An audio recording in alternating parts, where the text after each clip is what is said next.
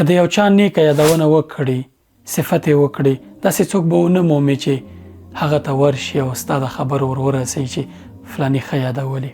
خو که غیبت درنه وشو، هر سړی به منډې وهي او هغه کس ته به یې رسوي او دا زیری به پرې کوي چې فلاني د غیبت کاوه، داسې او هغسې یادولي.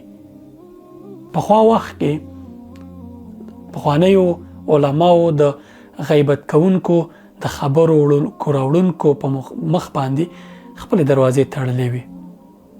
فضل ابن عیاش یو عالم دی، د وهب ابن منبه بل عالم دی، وایي د ده سره ناستو مجلس کې یو کس راغی، ورته وویل چې فلاني ځای کې تېرېدم، فلاني کس دی غیبت کاوه، کنځا یې درته کوله، بد یې یادولي.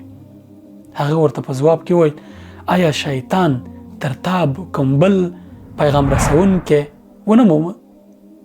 یعنې ته وې چې د شیطان پیغام رسونکی شوې، د خلکو په منځ کې اختلافات رامنځته کې، خبره یې وکړه، پرېږده که نه، خبره به بعد ویوړه، ولې را رسوې؟ دغسې جواب باید د شیطان پیغمبرانو ته ورکړل شي. هغه چې د شیطان وظیفه کوي، شیطان سره په دغه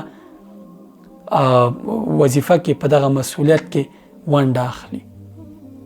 کوشش کوه چې د شیطان رسول یا پیغام رسونکی ونه اوسي.